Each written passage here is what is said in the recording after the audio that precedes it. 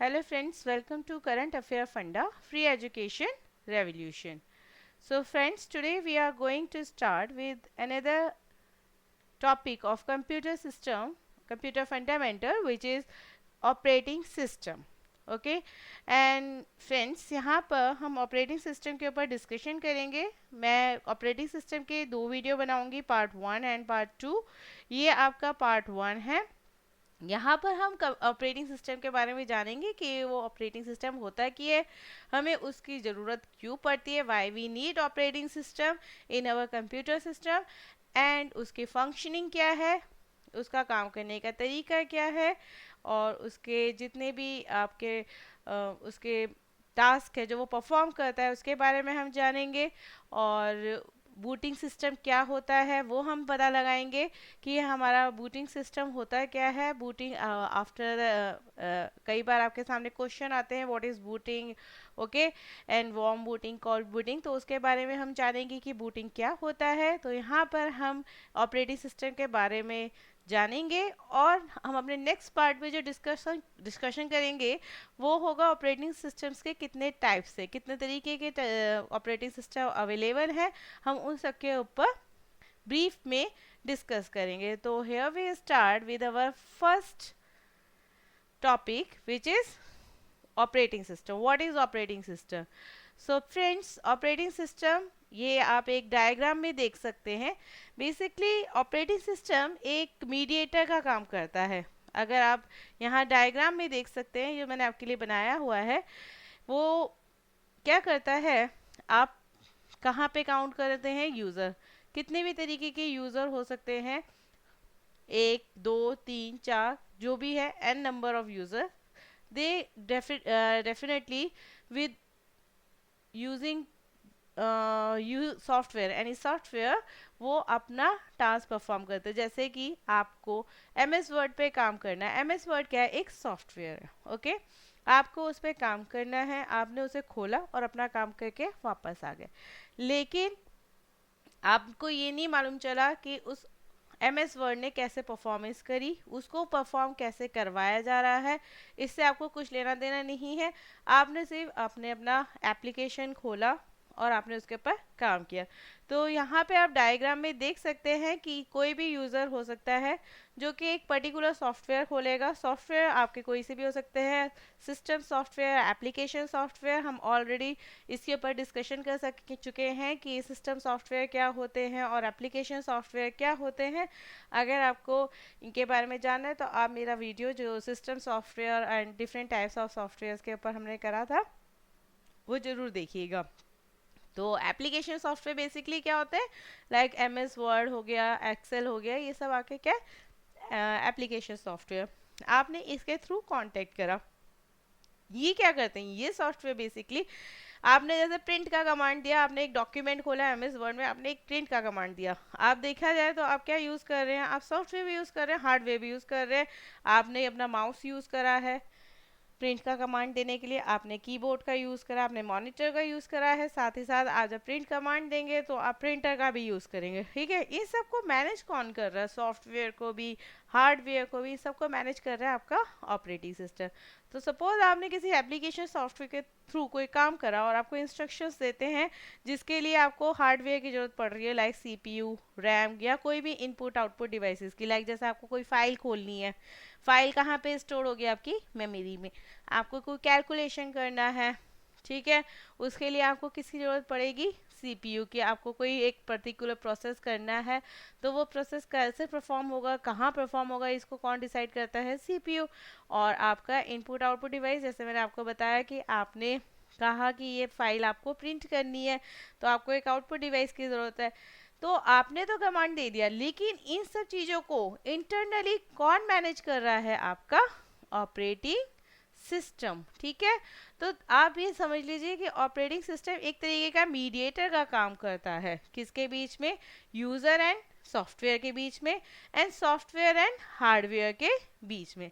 इस चीज़ को आप देख सकते हैं कि ये एक तरीके से देखा जाए कोर पार्ट है ऑपरेटिंग सिस्टम. ये हर किसी को मैनेज करने के लिए काम में आता है. Now here we come with the definition. Definition क्या है, operating system allow you to communicate with computer without knowing how to speak the computer. आपको कंप्यूटर की लैंग्वेज नहीं आती है, लेकिन आपको कंप्यूटर सिस्टम ऑपरेटिंग सिस्टम क्या करता है, वो आपका कम्युनिकेशन करता है किसके साथ, कंप्यूटर के साथ। जबकि ना कंप्यूटर को आपकी लैंग्वेज आती है, आप चाहे इंग्लिश बोलते हैं चाहे हिंदी बोलते हैं, आप कुछ भी लैंग्वेज यूज़ करिए, उसे मतलब नहीं। ऐसी कंप्यूटर की क्या लैंग्वेज है, आपको उससे कोई मतलब नहीं है, आप कंप्यूटर से अपना काम करा लेते हैं without any communication language use किए बगैर। ओके, आप एक सॉफ्टवेयर का यूज़ करते हैं और आपका काम हो गया। तो देखा जाए तो इन सब चीज़ों को कौन मैनेज कर रहा है, आपका ऑपरेटिंग सिस्टम। ठीक है, आगे हम आ जाते हैं अपने नेक्स्ट पॉइंट पे। A computer system has many resources. आपके कंप्यूटर सिस्टम के पास काफ़ी रिसोर्सेज होते हैं। क्या क्या होते हैं, वो एक हार्डवेयर होता है, उसके पास सॉफ्टवेयर्स होते हैं, और इसको which way be required to complete a task. आपको इन हार्डवेयर एंड सॉफ्टवेयर की जरूरत क्यों पड़ती है, कोई एक पर्टिकुलर काम, जैसे मैंने आपको कहा कि आपको एक फ़ाइल खोलनी है, आपने वो फाइल खोली और उसके बाद आपने उसे प्रिंट का कमांड दिया है, यानी कि आपको फाइल खोलने के लिए एम एस वर्ड की ज़रूरत है। एम एस वर्ड क्या है, एक सॉफ्टवेयर, आपको एक सॉफ्टवेयर की ज़रूरत भी पड़ी। जब आपने प्रिंट का कमांड दिया तो आपको किसकी ज़रूरत पड़ी, हार्डवेयर की। ये सारे रिसोर्सेज है कंप्यूटर्स के, और इन रिसोर्सेज को कौन मैनेज कर रहा है, आपका ऑपरेटिंग सिस्टम। नेक्स्ट पॉइंट आते हैं, the commonly required resources are input output devices. आप जानते ही इनपुट आउटपुट डिवाइसेज क्या होती है, आपका माउस हो गया, ठीक है, प्रिंटर हो गया, एक्सेट्रा, कीबोर्ड, ओके, ये सब आपके क्या है, इनपुट आउटपुट डिवाइसेस। मेमोरी, आपकी मेमोरी हार्ड डिस्क हो सकती है, आपकी मेमोरी और रैम है, रोम है, ये सब आपकी क्या है, आपकी memory.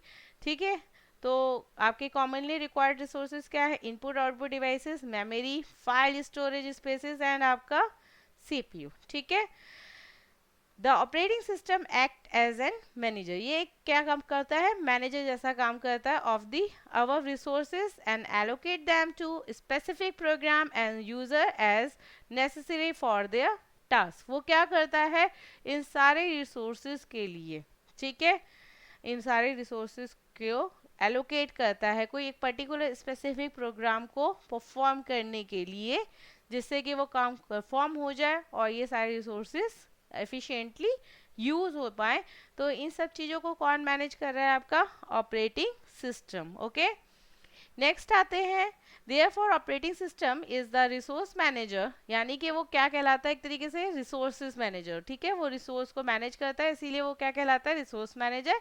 That is can manage the resource of a computer system internally. मतलब कि क्या है, वो आपको पता नहीं चल रहा है, लेकिन इंटरनली वो इस सब रिसोर्सेज को कौन मैनेज कर रहा है, आपका ऑपरेटिंग सिस्टम।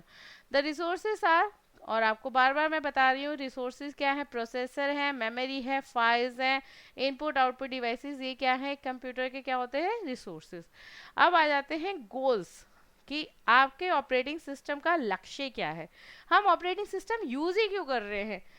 तो इसके सबसे मेन जो आपके, अगर आपसे पूछा जाए ऑपरेटिंग सिस्टम को क्यों यूज़ किया जा रहा है, तो आपका आंसर क्या होगा, आपका आंसर सिर्फ डेफिनेटली आप ऑपरेटिंग सिस्टम को क्यों यूज़ कर रहे हैं, जिससे कि आप अपना काम इजी कर सकें। तो यही है इसका एक प्राइमरी गोल। प्राइमरी गोल यानी है मुख्य जो इसका लक्ष्य है, वो क्या है, to make the computer convenient to use. Computer अपने में एक बहुत ही कॉम्प्लिकेटेड डिवाइस है, लेकिन आप जब कोई ऑपरेटिंग सिस्टम डालते हैं तो वो आपको क्या करता है, कंप्यूटर को यूज़ करने में कन्वीनियंट प्रोवाइड करता है, कि आप उसे बहुत ईजली, ठीक है, उसे बहुत easily without knowing any specific language, okay, या उसका आपको मैकेनिज्म नहीं मालूम है, तब भी आप उसको यूज़ कर सके। ये है ऑपरेटिंग सिस्टम का काम। और दूसरा क्या है इसका सेकेंडरी गोल, कि to use the hardware in an efficient manner. जितने भी हार्डवेयर अवेलेबल हैं उन्हें एफिशिएंट मैनर में, मतलब कि उन्हें अच्छे से यूज़ करना है, कब इनपुट लेना है, कब आउटपुट देना है, ये सब कौन मैनेज करता है, आपका ऑपरेटिंग सिस्टम। ये इसके दो मेन गोल है। ओके, अब आ जाते हैं फंक्शंस ऑफ ऑपरेटिंग सिस्टम। तो फ्रेंड्स, ऑपरेटिंग सिस्टम के एक्चुअल में फंक्शंस क्या है, वो क्या क्या कर सकता है। तो सबसे पहला काम है उसका मेमोरी को मैनेज करना। कौन सा डेटा कहाँ पे रखना है मेमोरी में। आप जानते हैं मेमोरी हमने पढ़ा हुआ है, काफ़ी तरीके के पार्ट होते हैं मेमोरी के, 3-4 वीडियो बने हुए हैं पार्ट्स में। आप इससे पता लगा सकते हैं कि मेमोरी बहुत तरीके की होती है। पहले तो आपकी प्राइमरी होती है, सेकेंडरी होती है, सेकेंडरी में भी अलग अलग तरीके की होती है, सीडी रोम होती है, ठीक है ना, आपका पेन ड्राइव है, हार्ड डिस्क है, ये सब आपके क्या है, मेमोरी मैनेजमेंट, ठीक है। तो कौन सा डेटा कहाँ पर रहेगा, उसको किस तरीके से रखना है, कहाँ पे स्टोर करना है, इन सबको कौन मैनेज करता है, आपका मेमोरी मैनेजमेंट। आपकी डिस्क को फॉर्मेट करना होता है तो आप उसको फॉर्मेट करते हैं, ये काम भी कौन कर रहा है, ऑपरेटिंग सिस्टम, जिससे कि आपकी जो मेमोरी है वो एफिशिएंटली वर्क करे, उसका जो बेकार डेटा है वो चला जाए, ब्लॉकेज उसके जो हो रखे हैं उसमें वो साफ हो जाए, क्लियर हो जाए। तो हम कौन किससे काम करवाते हैं, अगर आप अपनी विंडो यूज़ कर रहे हैं तो आप ये विंडो में कमांड देते हैं, ओके। तो ये सारा काम जो विंडो है, विंडो 2000 या 7, 8 जितने भी वर्जन है, ये है क्या, ये बेसिकली है तो ऑपरेटिंग सिस्टम। और ये कमांड आप कहाँ पे जाके देते हैं, जो आपके विंडोज़ के अंदर अवेलेबल ऑप्शन होते हैं वहाँ पे। तो देखा जाए तो मेमोरी को मैनेज कौन कर रहा है, ऑपरेटिंग सिस्टम। नेक्स्ट है प्रोसेसर मैनेजमेंट। प्रोसेसर क्या है आपका, डेफिनेटली सीपीयू। उस प्रोसेसर को कैसे मैनेज किया जाए, कब काम कैसे किया जाए, किस तरीके से किया जाए, जैसे कि आपको पता ना चले और वो 1 सेकंड के अंदर उस काम को परफॉर्म कर दें, ओके। तो प्रोसेस को भी कौन मैनेजमेंट करता है, उसकी ऑपरेटिंग सिस्टम। नेक्स्ट है डिवाइस मैनेजमेंट। डिवाइसेस कौन कौन सी होती है आपकी, जितनी भी इनपुट आउटपुट डिवाइसेस होती हैं, ये सब क्या है आपकी डिवाइसेस। तो इन डिवाइसेस को एफिशिएंटली यूज़ करना एक पर्टिकुलर टास्क के लिए, इसको भी कौन करता है। अगर आप देखें तो आप ड्राइवर्स डालते हैं, ओके, हर चीज़ का ड्राइवर होता है, चाहे वो डिस्क ड्राइवर हो या आप कोई पर्टिकुलर एक सॉफ्टवेयर भी डाल रहे हैं तो उसका भी आप उसको यूज़ करने के लिए, सपोज आप जॉयस्टिक यूज़ कर रहे हैं तो आपको जॉयस्टिक का ड्राइवर डालना होगा। अगर आप माउस यूज़ कर रहे हो तो आपको माउस का ड्राइवर डालना पड़ेगा, अदरवाइज आपका ढंग से वर्क नहीं करेगा। तो इस डिवाइस को कौन करता है, ऑपरेटिंग सिस्टम। नेक्स्ट है फाइल मैनेजमेंट। आपकी कैसे कौन सी फाइल कहाँ पर जाएगी, एग्जीक्यूटेबल फाइल किधर जाएगी, ठीक है। उन फाइलों को हम सिक्योरिटी प्रदान करते हैं, जैसे कि वो सिर्फ रीड ओनली से आप उसे रीड कर सके, उस पर कोई एडिटिंग ना कर सके, ठीक है। वो पासवर्ड प्रोटेक्टेड होती है। ये सब कौन कौन करता है, इन फाइलों को मैनेज कौन करता है, आपका ऑपरेटिंग सिस्टम। कुछ फाइलों का एक्सेस सिर्फ एडमिन, जो आपका ऑपरेटिंग सिस्टम का एडमिन होता है, उसको ही अवेलेबल होती है, बाकी और कोई उस फाइल को खोल भी नहीं सकता है, ठीक है। तो फाइलों को मैनेज करना, कहाँ पर किस फाइल को रखा जाए, उसको किस तरह की सिक्योरिटी प्रदान की जाए, ये किसका काम होता है, ऑपरेटिंग सिस्टम का। सिक्योरिटी अभी हमने बात करी है कि आपका कंप्यूटर की जैसे प्रोटेक्ट करनी है, उसे पासवर्ड प्रोटेक्ट करना है, ये भी एक तरीके की सिक्योरिटी हो गई। या आप एंटीवायरस डाल रहे हैं अपने कंप्यूटर के अंदर, ठीक है, फायर वॉल होती है। अगर आप एंटीवायरस नहीं भी डालते तो बहुत सारी चीज़ें होती हैं जो डिटेक्ट कर लेता है आपका ऑपरेटिंग सिस्टम, ठीक है। तो ये कौन है देता है, आपका सिक्योरिटी, ऑपरेटिंग सिस्टम। नेक्स्ट आती है कंट्रोल ओवर सिस्टम परफॉर्मेंस। जितनी भी आपकी सिस्टम की परफॉर्मेंस है, इन सबको आप कंट्रोल कर सकते हैं। सपोज आपको लग रहा है कि बहुत सारे काम हो रहे हैं जिसके कारण आपका सिस्टम स्लो हो गया है, तो आप टास्क मैनेजर खोल के वहाँ से कुछ कामों को डिस्कार्ड कर सकते हैं। तो आपका ये काम कौन कर रहा है, ऑपरेटिंग सिस्टम सॉरी। नेक्स्ट है job accounting. Job accounting definitely जितने भी काम किए जा रहे हैं उनको उनका अकाउंट रखना, कि कौन सा काम कितना परसेंट में हो रहा है, किसको कितनी प्रेफरेंस दी जाए, कौन सा काम पहले किया जाए, कौन सा काम बाद में किया जाए, इस सब का अकाउंट मैनेज भी कौन करता है, आपका ऑपरेटिंग सिस्टम। नेक्स्ट है एरर डिटेक्शन, डिटेक्टिंग एड। अगर कोई एड मतलब कि आपकी कोई एरर आती है तो उस एरर को पहले तो सबसे पहले वो क्या करेगा, डिटेक्ट करेगा, और उसके बाद वो उसके लिए क्या करेगा, आपको हेल्प भी करता है। जैसे अगर आप गलत तरीके से आपने आपका एकदम से कंप्यूटर शट डाउन हो गया, ओके, अब नेक्स्ट, और आप कोई सी फाइल पे काम कर रहे हैं एमएस वर्ड की, अब आप नेक्स्ट टाइम जब अपना कंप्यूटर ऑन करते हैं और ऑन करके एमएस वर्ड खोलते हैं तो आपके साइड में आपने देखा भी होगा कि आ जाता है कि ये वाली फाइल आपकी क्रैश हो गई थी, क्योंकि आपने अपना कंप्यूटर एकदम से बंद कर दिया था आपका अपने आप से खराब हुआ था कंप्यूटर या जो भी था, तो इसके कारण ये फाइल ढंग से सेव नहीं हो पाई है, इसके ऊपर ढंग से ये आपकी फाइलों में कुछ प्रॉब्लम आ गई है। तो इसको आपने ओरिजिनल में कन्वर्ट करना है या जो पुराना था जो आपने उसमें काम किया है उसके साथ लेना है, तो आप वो चीज़ सेलेक्ट करते हैं तो वो आपकी फाइल को दोबारा से उसके या तो पुराने वर्जन में कन्वर्ट कर देता है, जो आपने उसके अंदर वर्क किया है उसके साथ उसको लेकर आ जाता है। तो ये सब चीज़ें कि एरर आती है उनको डिटेक्ट करना, और उसके रिगार्डिंग आपको हेल्प कौन प्रदान कराता है, ऑपरेटिंग सिस्टम। नेक्स्ट है coordination between other software and users. जितने भी डेफिनेटली अभी हमने अपना डायग्राम ही देखा है कि सॉफ्टवेयर के साथ कौन कांटेक्ट करता है, यूजर। तो कोऑर्डिनेशन इसके बीच में कौन बनाए बैठता है, आपका कंप्यूटर के ऑपरेटिंग सिस्टम। ओके, अब आ जाता है हमारा टाइप्स ऑफ ऑपरेटिंग सिस्टम। कितने तरीके के ऑपरेटिंग सिस्टम अवेलेबल है, इसके लिए हम अलग से वीडियो बनाएंगे। यहाँ पे सिर्फ हम नाम मेंशन कर रहे हैं। सबसे पहले होता है बैच प्रोसेसिंग ऑपरेटिंग सिस्टम, दूसरा होता है टाइम शेयरिंग ऑपरेटिंग सिस्टम, तीसरा होता है रियल टाइम ऑपरेटिंग सिस्टम, चौथा होता है आपका multi programming operating system, fifth one is multi processing system, और सिक्स्थ है आपका network operating system, and seventh and last है आपका डिस्ट्रीब्यूटेड ऑपरेटिंग सिस्टम। इन सभी को हम अपनी नेक्स्ट वीडियो के अंदर ब्रीफ में एक्सप्लेन करेंगे, लेकिन यहाँ पर हम सिर्फ इनका नाम आपको मेंशन कर रहे हैं कि कभी आपके सामने एमसीक्यू में इनमें से किसी का भी नाम आ जाए तो आप ये बता सकते हैं ये क्या है, आपके एक तरीके के ऑपरेटिंग सिस्टम है। ओके, अब आते हैं बूटिंग। कई बार क्वेश्चन आ जाता है बूटिंग के ऊपर। होती क्या है बूटिंग? जो आप अपना कंप्यूटर स्टार्ट करते हैं, ओके, ऐसा नहीं है स्टार्ट करके आपको थोड़ी देर वेट करना होता है, कुछ चीज़ें लोड हो रही होती है, विंडो चलने शुरू हो जाती है, लेकिन आपका मेन डेस्कटॉप जो होता है वो नहीं आता है। ठीक है, उस दौरान क्या हो रहा होता है, उस चीज़ को बोला जाता है बूटिंग। बूटिंग एक ऐसा प्रोसेस है, ऐसा नहीं है कि आपने कंप्यूटर को काम करना शुरू कर दिया। कंप्यूटर को बहुत सारी एग्जीक्यूटेबल फाइल्स चाहिए होती है, ओके, और बहुत सारा ऐसा डेटा चाहिए होता है, बहुत सारे ऐसे कमांड चाहिए होते हैं जिसको उसको पहले सबसे पहले लेना होता है, उसके बाद ही उसके बाद आप उसके ऊपर कोई काम कर सकते हैं। तो ये सब चीज़ें कहाँ पे, एक एग्जीक्यूटिव फाइल के अंदर स्टोर होती हैं। और अगर आपने हमारा मेमोरी का लेक्चर देखा हो तो हमने आपको बताया भी था कि इस तरह का डेटा किस में पड़ा होता है, आपका रीड ओनली मेमोरी, जिसमें आप कोई ऑल्टर नहीं कर सकते, सिर्फ रीड किया जा सकता है। और रीड किसे करनी है, सीधा आपके ऑपरेटिंग सिस्टम को। तो वहाँ से वो सब चीज़ें उठाई जाती हैं, उन्हें लोड किया जाता है, और ये जो पूरा प्रोसेस होता है that is called booting. Okay, तो हम यहाँ पर आ जाते हैं और पॉइंट्स पे कि when we start our computer, जैसे ही हम अपना कंप्यूटर स्टार्ट करते हैं then there is an operation. तो कुछ ऑपरेशन परफॉर्म होते हैं जो आपको नहीं दिखते, लेकिन इंटरनली वो शुरू हो जाते हैं। हाँ, आपने अगर ये नोटिस जरूर होगा कि वो उस दौरान आपको आइडल होकर बैठना पड़ता है, और कुछ वक्त के लिए, कुछ सेकंड के लिए आपका कंप्यूटर चलता है और विंडो आती है, लेकिन डेस्कटॉप सीधा नहीं आता है।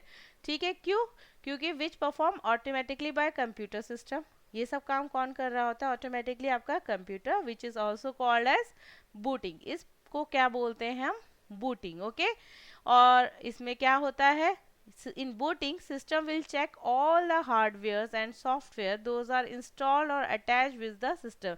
जितने भी आपके सॉफ्टवेयर डले हुए हैं, जितने भी हार्डवेयर आपके कंप्यूटर सिस्टम से अटैच्ड है, उनके जो ड्राइवर हैं उनको वो चेक करता है। ओके, अगर आपने कभी देखा होगा, आपने आपका कंप्यूटर क्रैश हो जाता है या आप गलती से उसे प्रॉपर तरीके से नहीं बंद करते हैं, और जब आप उसे ऑन करते हैं तो आता है कि आपका कुछ एरर आए थे, उसको ठीक करने के लिए वो उसको एक चेकिंग प्रोसेस में लेके जाता है।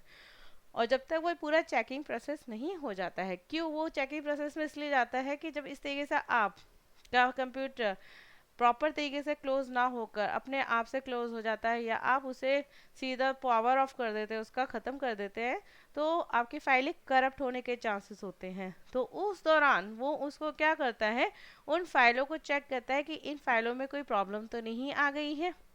ओके, क्योंकि ये फाइल सेव नहीं होती है बंद होने के बाद। अगर आपने उन्हें ढंग से बंद, आपने अपना कंप्यूटर सिस्टम ढंग से बंद नहीं करा है, तो ऐसे केस में क्या होता है, आपकी फाइलें भी ढंग से क्लोज नहीं होती है, उनका अंदर का जो डेटा होता है वो ढंग से सेव नहीं हुआ होता है।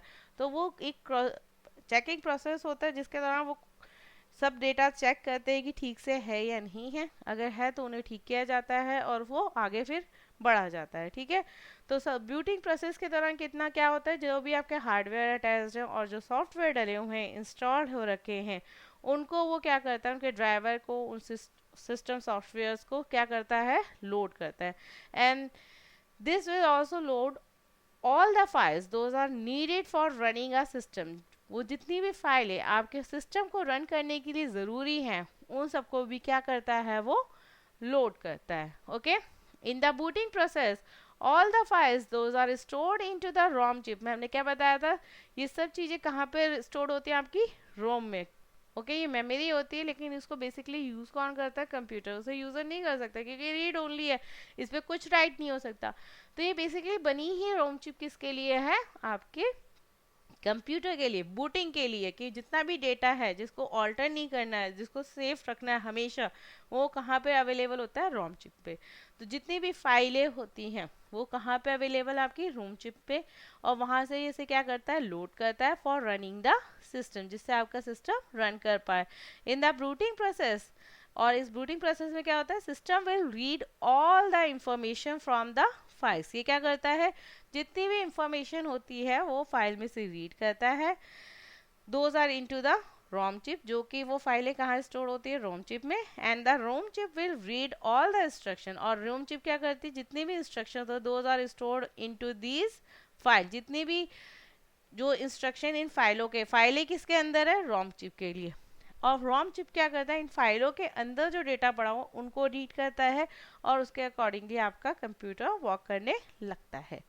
तो after the booting of the system this will automatically display all the information on the system। जब बूटिंग कंप्लीट हो जाती है तो आपका सिस्टम क्या करता है, जितना भी ये इंफॉर्मेशन उसने गैदर करा है ये किसको डिस्प्ले होती है, आपके सिस्टम को। ठीक है, the instruction those are necessary to start the system will be read at the time of booting। तो बूटिंग में बेसिकली क्या होता है, वो इंस्ट्रक्शंस होते हैं उनको एग्जीक्यूट किया जाता है जो कि आपके सिस्टम को स्टार्ट करने के लिए ज़रूरी होते हैं। ओके, तो दीज और थिंग्स, जो ये आपका पूरा प्रोसेस है, इसे हम क्या बोलते हैं, बूटिंग। तो नेक्स्ट टाइम ध्यान रखिएगा कि बूटिंग क्या होता है।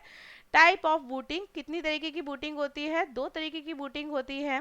पहली होती है वार्म बूटिंग और दूसरी होती है आपकी कोल्ड बूटिंग।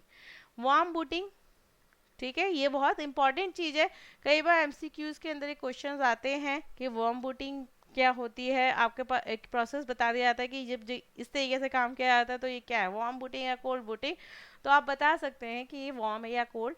वार्म बूटिंग वो होती है जो नॉर्मली आपने कंप्यूटर ऑन किया, ठीक है, और उसके बाद आपका सारा का सारा डेटा आया, ये एक तरीके की क्या कहलाती है, वार्म बूटिंग।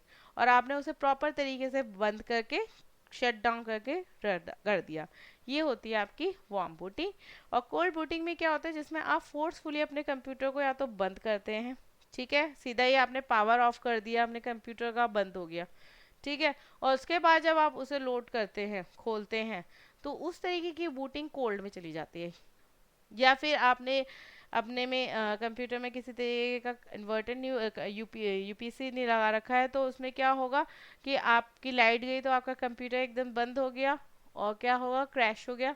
और आप जब नेक्स्ट टाइम उसे खोलेंगे तो वो बूटिंग कहलाती है कोल्ड बूटिंग। ओके, तो दो तरीके की होती है, जो एक बिल्कुल फॉर्मल तरीके से आपने खोला और फॉर्मल तरीके से उसे बंद किया, ये होती है आपकी वार्म बूटिंग। तो आते हैं, पढ़ते हैं कि when the system start from the starting और from initial state means when we start our system, this is called as warm booting। कि बिल्कुल हमने स्टार्ट करा, पावर ऑन किया, अपना ऑपरेटिंग सिस्टम स्टार्ट किया, ये होता है आपका warm booting. In the warm booting the system will be started from its beginning. कहाँ से स्टार्ट होता है, बिल्कुल बिगनिंग से होता है।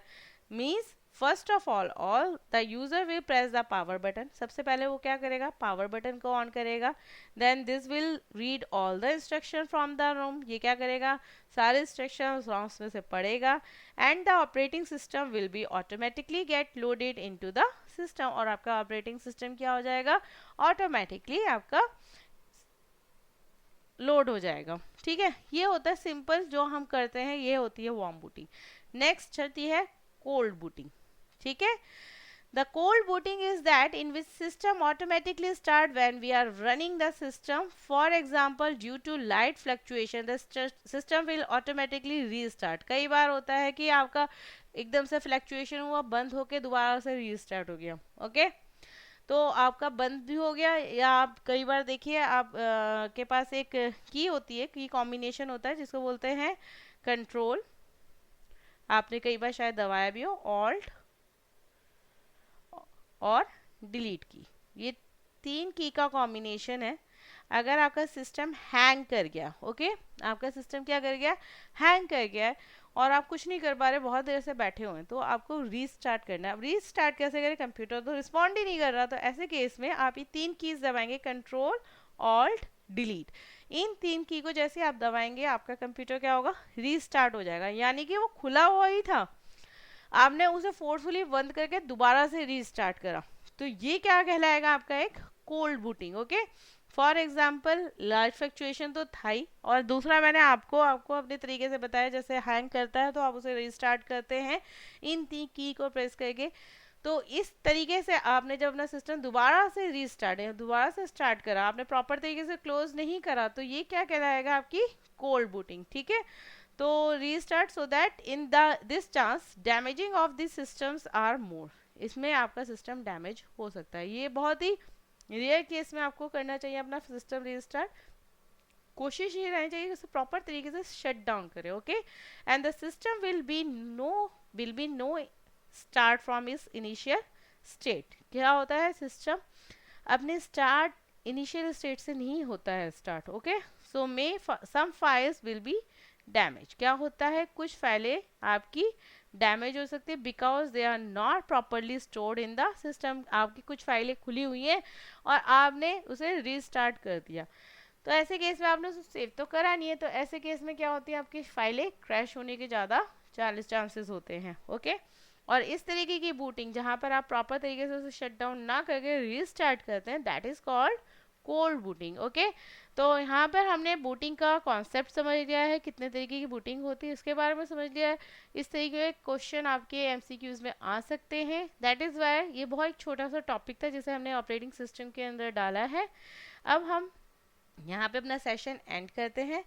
फ्रेंड्स, अगर आपको हमारा वीडियो पसंद आए तो आप डेफिनेटली इसे लाइक ज़रूर करिएगा, और अपने दोस्तों के बीच में, अपने फ्रेंड्स के बीच में इसे शेयर ज़रूर करिएगा, जिससे मैक्सिमम से मैक्सिमम लोगों को हमारे वीडियो से बेनिफिट मिल सके।